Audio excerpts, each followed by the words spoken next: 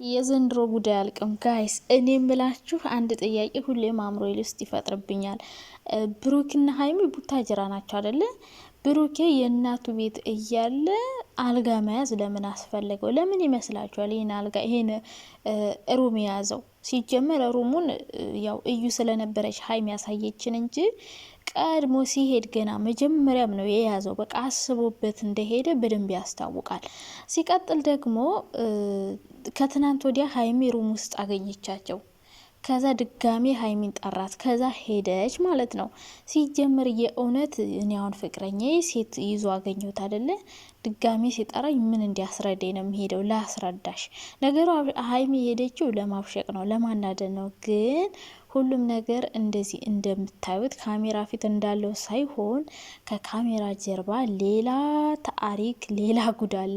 እነሱ እኮ እችን ቪዲዮ እስከሚሰሩ ለትንሽ ደቂቃ ነው። ከዛ በኋላ ማለት ነው እነሱ ሻይ ቡናቸውን አብረው ነው የሚልፉት። እዩ ደግሞ ያው ዩቲዩብ ቢከፈትላት ይነቃባቸዋል። ድራማ ስለሆነ በቃ እሷም እየሰራች ነው። አሁን ለዩ ምንድን ነው የሚያደርጉ? ብር ነው የሚከፍሏት። ለዩ ብር ይከፍሏታል ማለት ነው። ስለዚህ እዩ ደግሞ ከእናትና አባቷ ቤት አይደለችም። የት ነው ያለችው? እዚህ ሆቴል ውስጥ ናት ያለች። እዩ ነው ያለችበት። እዚህ ሆቴል ውስጥ ያለችው እየሩስ ናት። ሀይሚና ብሩክ እየሄዱ ቪዲዮ እየሰሩ ይወጣሉ። ብሩክ ከእናቱ ቤት ለምን ይከራያል? የእናቱ ቤት እያለ ገብቷቸዋል አይደለ? ስለዚህ እሷ እዛ ጋር ትሆናለች።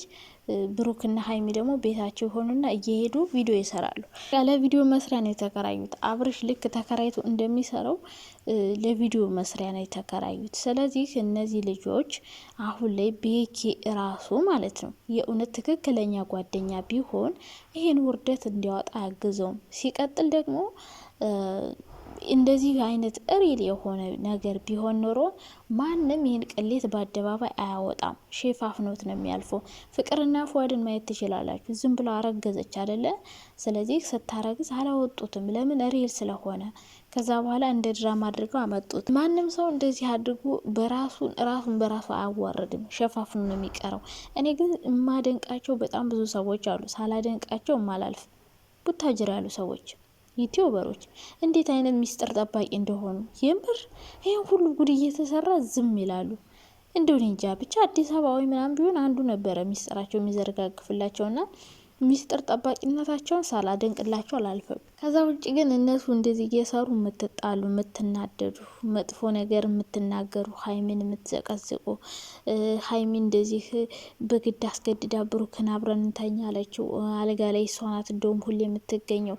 ፍራንክ የሰራቸውን ሁሉ እንደ እውነት እያደረጋችሁ የምትቦጨራረቁ። ሲጀመር እነሱ ጎበዝ ናቸው፣ ስራቸውን እየሰሩ ነው። እነሱን የማይመጠን ስራ ቢሆንም በቃ እንግዲህ እንደዚህ ነው። ዶላር ራሳችሁን ያስጠላችኋል፣ ክብራችሁን ያስጠላችኋል። ልክ እንደ አብረሽ ማለት ነው። አብረሽ ለዶላር ብሎ ትዳሩን እንዳጣ፣ ልጁን እንዳጣ፣ ያው ልጁን እንዳጣ በሉት። ያው በዚህን ሰዓት ልጅ አሁን የወልጅ አንድ ቀንም እንዲለየኝ አልፈልግም። እሱ ግን ሌላ ሰው ጋር ነው ያለ። ሰው ሁሉን ነገር ያጣበት ዶላር ብሎ ነው፣ ለዶላር ብሎ ነው ማለት ነው።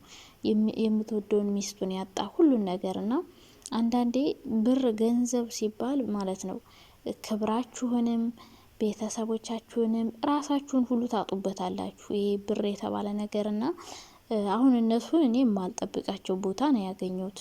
ድራማው ብዙም ደስ የማይል ድራማ ነው።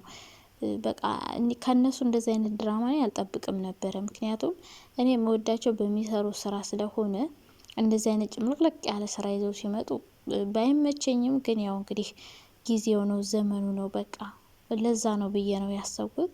ሰላም እንዴት ናችሁ? ደህና ናችሁ? እኔ በጣም ደህና ነኝ፣ እግዚአብሔር ይመስገን። ሁሉ ሰላም፣ ሁሉ መልካም ነው። እናንተም ሰላም እንደሆናችሁ ባለሙሉ ተስፋ ነኝ። ዛሬም በአዲስ ቪዲዮ ከቸች ብያለሁ። እንግዲህ ብሩክና ሀይሚ ገና ካልደረሰ የሚታረቁ አይመስሉም። አይ ትናንት አሁን እንደዛ ሮማንቲክ ሊሰሩ ሲሉ ረስተውታል። ድራማ መሆኑን ረስተውት እነሱ እናት የታሳስበው ነበር፣ ሊሳሳሙ ነበር እኮ። እግዚአብሔር ነው ያወጣን እኮ። እናንተ አንዳንዴ ድራማ መሆኑን ይረሱታል። እርሰት ያረቡና ሌላ ዓለም ውስጥ ይገባሉ። ብቻ ስክሪፕት በደንብ እያጠናችሁ ብትመጡ በጣም ጥሩ ነው። ከዛ ውጭ ግን እነሱ በቃ ስራ እንደሚሰሩ በደንብ ማወቅ። በተለይ የትናንት ነው ከትናንት ወዲያ ያለው ቪዲዮ በቃ ከትናንት ወዲያ አረ እንደው ምን የነቀውት መጥሪያ ስታመጣ ነው። መጥሪያውን ስትቀድ እስኪ ያስቡት። መጥሪያ ሰው ልጅ ሳይወልድ እኮ ሊመጣ አይችልም። ከዛ ደግሞ መጥሪያውን ቀደደችው።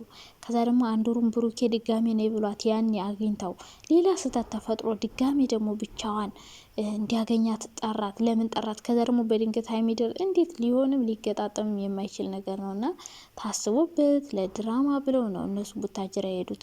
ለምን መሰላችሁ? ብሩክ ብቻ መሄዱ ሳይሆን ፍፄ፣ ቤኪ ሁሉም ተመካክረው በቃ እስከ ገና የሆነ ስራ እንፍጠርና እንስራ ብለው ነው የሄዱት እንጂ የእውነት መጀመሪያ አካባቢ እኔ ሀይሚ የምታውቅ አይመስለኝም። ምክንያቱም ብታውቅ ኖሮ እንደዛ ራሷን ስታ ወድቃ ከዛ ደግሞ እንደዛ አታለቅስም ነበረ። ነገር ግን አታውቅም ነበር። አሁን ግን ታውቃለች። በቃ አሪፍ ድራማ ላይ ገብታለች ሀይሚ ማለት ነው።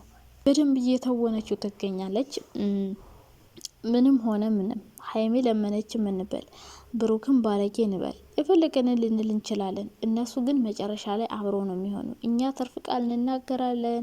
አንዳንዴ እኔ ብሩክ የሚያደርገው ነገር በጣም ነው የሚያናድደኝ። በቃ ሳልፈልግ መጥፎ ቃል እንድናገር ነው የሚያደርገኝ። እና ደግሞ ያኔ ስታሽቃብጭ ነበር አይደል እንዴ ለሀይሚ ቀለበት ሲያስረላ ምን ነው አሁን አንቺ እንትን ታያለሽ ምናምን የምትሉኝ ሰዎች ማለት ነው እንዴ። እና ታዲያ ጥሩ ስራ ሲሰራ ደንቀዋለሁ፣ መጥፎ ስራ ሲሰራ ደግሞ ይህ ነገር አስተካክል ነው እንጂ እኔ ስድብ አልሰደብኩትም ብሩኪያን። በነገራችን ላይ አልሰድበውም። እኔ ብሩክ መጥፎ ነገር ቢሰራ ሀይሚ፣ ማንም ሰው መጥፎ ነገር ቢሰራ እኔ አስተያየት ስሰጥ እኔ ቤት ካያችሁ አስተካክሉ ነው እንጂ እንደዚህ ስድብ የሆነ ፊቴን አዙሬ አልሳደብም።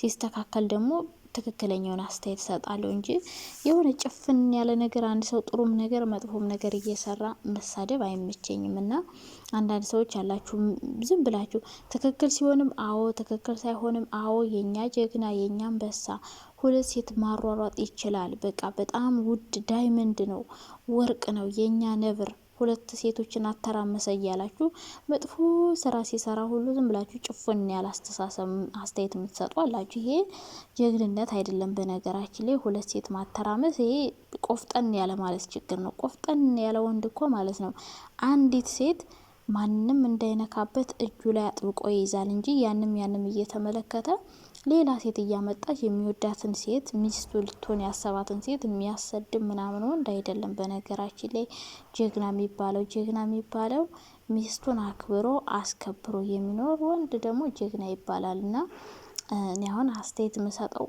መጥፎም ሳይድ ሲሰሩ አስተያየት ሰጣለሁ፣ ጥሩም ሲሰሩ አስተያየት ሰጣለሁ እንጂ ግም ብዬ አሁን ሀይሚም የሆነ ጥፋት ስታጠፋ እንደዚህ ማድረግ የለብሽም ታስተካከይ፣ እንደዚህ አስተካከይ እያለን ምክር እንሰጣለን። እሱም ደግሞ የማይሆን ስራ ሲሰራ እንደዚህ አታድርግ፣ ይህ ስራ ላንተ አይሆንህም፣ አይመጥንህም፣ ስራ ብትቀይሮስ ምናምን ብለን አስተያየት እንሰጣለን እንጂ በአንድ የተቀይራችሁ እንደዚህ እና ጥሩ ሲያደርግማ እናደንቀዋለን። ግን መጥፎ ሲሰራ ዝም ብለን እኛ የኛ ጀግና ጎበዝ ነው አንበሳ ነው እያለን አንበጠራረቅም። እንግዲህ እነሱ እውነት ነው ብለው እስከሰሩልን ድረስ እኛ አስተያየት የምንሰጠው በቃ እውነት እንደሆነ አይተን ነው። በቃ እንደ ቪዲዮ ስለሆነ እንጂ ያው ከካሜራ ጀርባ አብረው ሻይ እንደሚጠጡ ቡና እንደሚጠጡ አራምሳም ይበላሉ። ድብና አድርገው ምን ሆናቸዋል? ዶላር እየዘነበላቸው እኮ ነውና እነሱ ከካሜራ ጀርባ እዩና ሀይሚም አልተጣሉም፣ ብሩክና ሀይሚም አልተጣሉም፣ ቤኪና ብሩክም አልተጣሉም። በቃ ሁሉም ሰላም ናቸው። ከካሜራ ጀርባ ተመካክረው ድራማ እናንተ አንድ ፊልም እኮ ለመስራት ማለት ነው ስንት ስክሪፕት ተጠንቶ ተጽፎ ከዛ ደግሞ ተዋናይ ተመርጦ ያ ሁሉ ድካምና ልፋት እንደዛ ተብሎ ተሰርቶ ራሱ አንድ ወር ነው የሚፈጅባቸው። አንድ ፊልም ለመስራት ራሱ ሊፈጅባቸው ይችላል። እንደዛ አድርገው ራሱ የና ሀይሚና የነ ብሩክን ያክል ቪው የላቸውም። እና አንዳንዴ ሳስበው ትክክል ናቸው እኮ አንድ ፊልም የሚሰራ ሰው ራሱ ስንት ተጨንቆ ሰርቶ ይህን ያክል ቪው አይመጣለትም። ስለዚህ ተመካክረው ከሆነ ነግሯት ከሆነ የሚሰራው ምንም ችግር የለው ብዬ አስባለሁ። ብቻ ሄዱበት፣ ግን እኛን አትውቀሱን እንዴ። እናንተ መጥፎ ነገር ሰርታችሁ አስተያየት ስንሰጣችሁ እኛ ለወቀሳ መረጋጋት አለባችሁ። ይሄ ነገር አይመቸኝም።